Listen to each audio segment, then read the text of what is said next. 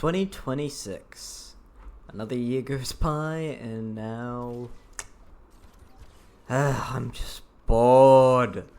I mean, I've been playing a lot of Marvel Rivals recently for like this year straight since the game released, and I absolutely love the game a ton. But like when I'm not trying to like rank up with my friends in the ranked game of it, especially in Grandmaster, you need something else to play. And I mean, recently, I've been getting back into a lot of MegaMan actually. Usually through the X games and even the classic games, but even the fan games too, like MegaMan Unlimited. But there's one, well, I guess fan game or mod, I suppose, is the more accurate term of it.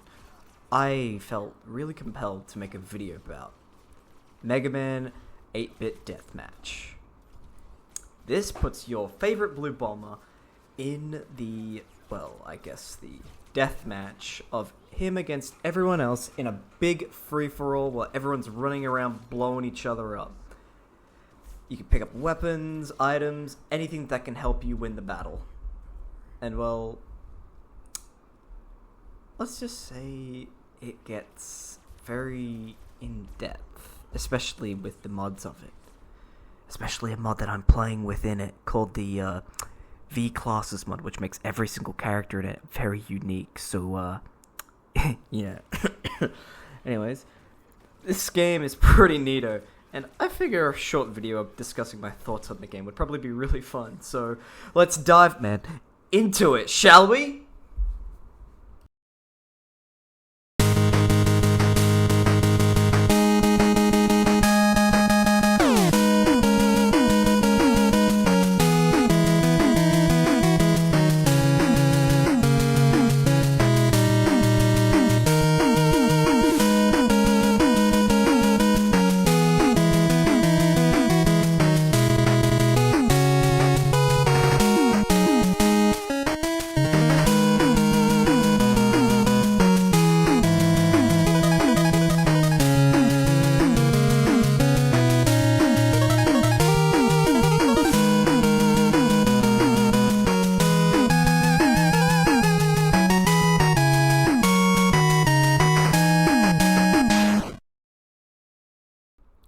So, where do I start with the MegaMan 8-bit deathmatch? Much like the actual classic series, MegaMan deathmatch isn't really all that complimented. Complimented? He can't speak English correctly! You know, like, starting it. You kind of just start and just go for it. Kind of like Quake or Doom in that sense. I mean, there is a story, much like Quake or Doom. You, the player, are entering a big robot tournament created by the actual Mr. X from Mega Man 6, which, you know, is pretty freaking neato. Once you pick your stage and your character, you'll go up against a bunch of random AI robots that you need to frag in a free-for-all deathmatch. First person to reach the allocated frag limit wins the game. I mean, it's a pretty obvious and simple thing to do, really. Vaporize anything that moves, and you'll be the victor. Pick up special weapons around the map, throw stuff better at the man of metal, and, you know, just blow up pretty much just everything that you see. And this is where the V-Classes mod thing comes into play. See, every single robot master and character have their own special moves and properties that make them all distinct from each other. Instead of it just being like a random, I don't know, like Quake 3 start with pistol and then lose pretty much everything that you have in 2 seconds from McCool guy who shoots you in the face instantly the second you spawn. You know, instead of that, every character is unique and do different things from each other. Which is for better or for worse. So, let's talk about some of the characters that you're probably going to be playing in this game. Personally, for this video, I'm going to be talking about some of the more notable characters that I personally played a lot of. And we're going to be discussing them in an order, I guess, of sort, from Mega Man 1 to 10, or just whatever I feel like, I guess. But anyways, First up, we've got the classic blue bomber himself, Mega. He's terrible. Okay. He's not actually unusable. MegaMan works how you would actually just expect him to work. Click to shoot, hold down the button for a charge shot, slide around, the works.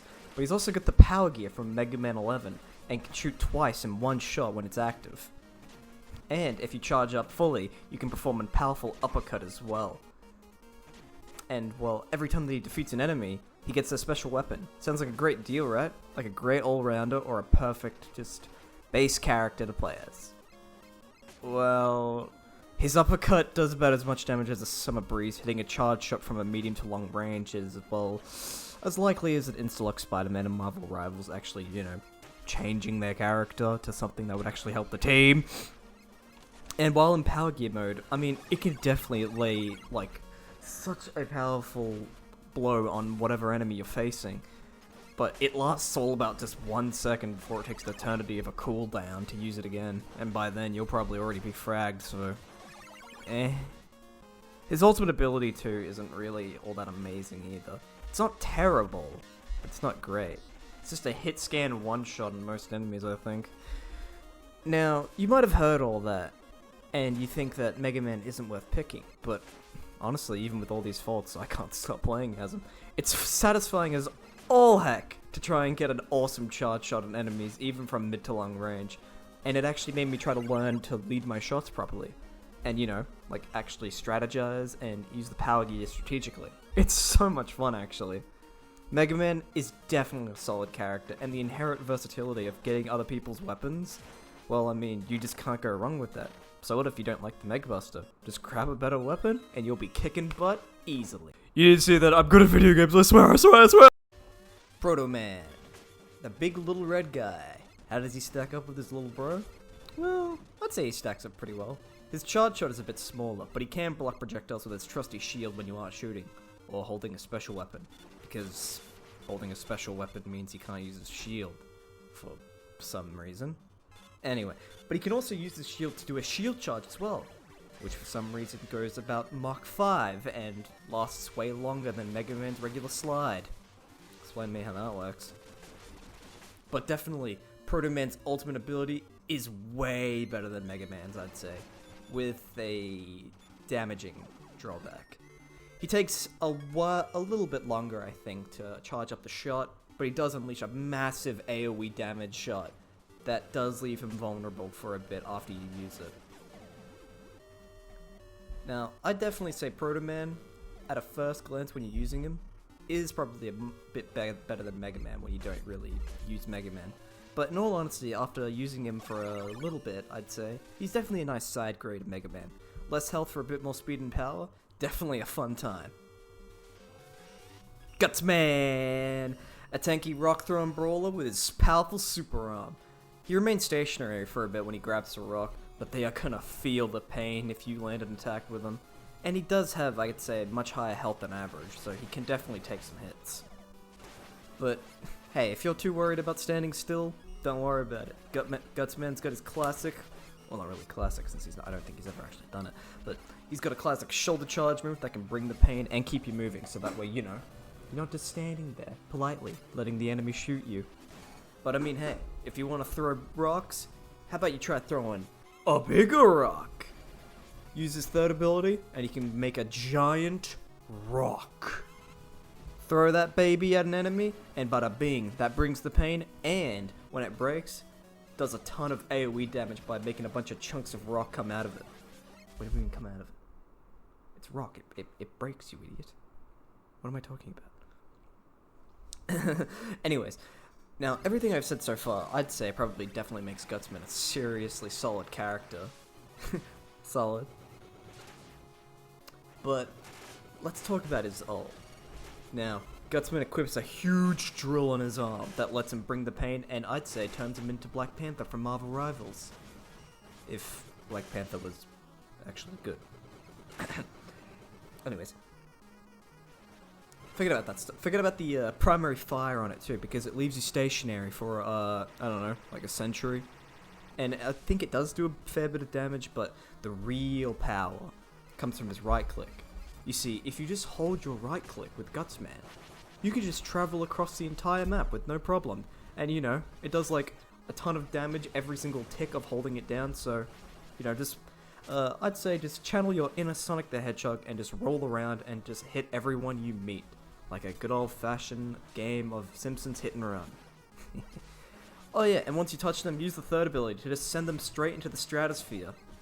I mean, I'd say it takes a little bit of guts to get used to, but he is a fun time to play. Fireman. He shoots fire. What? What are you expecting? I mean, I'm only half joking anyways. He does only have two abilities, both include fire. And he shoots fire. Wow. Shoot a wall of fire, like a big projectile. Or shoot 3 homing fireballs that, I think if you shoot the ground with them, they create fire pillars. Pretty useful for area denial and such. And hey, it even works underwater. And there's no point wondering why that works underwater. If he didn't work underwater, then he would just blow. Yeah, but anyways. Definitely his ult is pretty useful too. And that actually goes, I think, for most ults that require not that much ult charge, honestly. You get a ton of ult charge. I think you get ult charge based on how much damage you deal. And since he has a pretty low damage threshold for the amount of damage he needs for his ult, you can use it pretty frequently too. He usually just shoots out a fireball all around him that spreads out a bit. Pretty useful for, you know, getting enemies that dare to move around in this movement shooter. How rude of them. But yeah, definitely. Fireman's pretty simple and pretty easy to play. Definitely a fun time. Airman. I'm pretty certain this guy is my air conditioner. He's a pretty neato character. You can charge his air buster to pull enemies in close to you, and then let out a shotgun burst of tornadoes. Pretty damaging if you manage to hit all 3 of them. I mean, well, shotguns are usually pretty strong anyways. His right click is kind of like an homage to MegaMan 2, where he shoots out a random cluster of tornadoes and lets them stay stationary for as long as you want until you press right click again and let them loose. They can work as a wall and area denial if you just don't feel like aiming and just want whatever is in the 4 directions of the planet, just let them go and they can just blow apart anything that you want. His third ability is a tornado that damages anyone that touches him, and he continuously goes upward. Pretty useful as a sort of pseudo double jump and just to get to high places fast without having to go the long way around. His ultimate ability though, it does take a while to get, but it's a giant strong force of wind around him and hurls a bunch of junk everywhere. Pretty much just kills anything it touches, so you can just sit back and just let the chaos unfold. Flashman. Jazzy theme, sucky boss fight. But in this game, he's a great character, I'd say. His main attack, the Flash Buster, shoots out a rapid fire of pellets in an arc, similar to a flamethrower, I'd say. It's extremely deadly at close and pretty much just melts anything it can touch. And hey, you might be able to snag a kill from afar if you just spray and pray into a crowd. His right click is also pretty busted too as well. He shoots an AoE flashbang grenade thingy that stuns any enemy it touches for a bit, which pretty much just lets you in close and just deal a bunch of damage. I'm pretty certain the strategy with him is to pretty much just get a bunch of shots in with your left click, right click, and then do, I guess, a bit of a evasive maneuver dance, and then just do it again for free damage, and you can just pretty much just win every fight, essentially. He also has a third ability too that lets him teleport a short distance. I'd say it's pretty useful. But, you won't really need it since, you know, Flashman's already a beast enough on a 1v1 situation anyways. Now, all of that is pretty powerful, but Flashman's ult, I'd say it's probably the strongest ult in the game, I'd say. It takes a while to get. I think it's the highest requirement for any ult in the game, but it's pretty much just an instant win button, essentially. Flashman just stops time and freezes everyone on the map in place. And he could just walk around with increased speed and damage and just kill everyone he sees. Pretty easy and pretty scummy if you just lay low and just snag damage on people from afar and just, you know, not show your face. And then just all of a sudden, bam. Flashed and everyone's dead because you put in no effort and just pressed one button. You must be so proud of yourself. Congratulations. Also, Flashman is so good that I managed to just beat the entire stage before I can even just finish speaking. That's how good he is. My god! Quickman, my Mega Man OC Do Not Steal, is the equivalent, I'd say, of a fighting game rushdown character in a shooter. He runs around at a reasonable speed, I'd say, and shoots close-range boomerangs in a spread of 3. It's pretty damaging if you manage to land all 3 of shots. He can also use his right-click and dash a pretty far distance instantly. Careful not to run into any walls, or you'll just crash into it and just get knocked back instantly. Definitely screwed me over in escaping a couple of fights I couldn't win. But it does do pretty decent damage too if you run into an enemy with it too. His third ability is pretty awesome too. Turns into a speed tornado and delivers huge knockback to anyone that you run into. His abilities in kit, I'd say, is a pretty strong sacrifice for just a little bit of low health. But it doesn't just stop there too. His ult, when activated, becomes an install super essentially. A dragon install, if you will. His main shot become homing boomerangs, so you can just take aiming completely off the table. And he moves even faster too, so, you know, no one's going to be catching you. And I think he also has damage reduction too, so yeah, I don't think you're going to be killed anytime soon unless you are already like one shot already. And hey, his tornado ability is replaced with the Mega Man 2 insta-kill laser, which pretty much sucks because you're never going to hit anyone with it because it's so small and sucky. So I'd say just stick to his main fire button and you'll deal way more damage. But yeah, Quickman is super fun. Hit him fast, hit him faster. Needleman. I hate Needleman.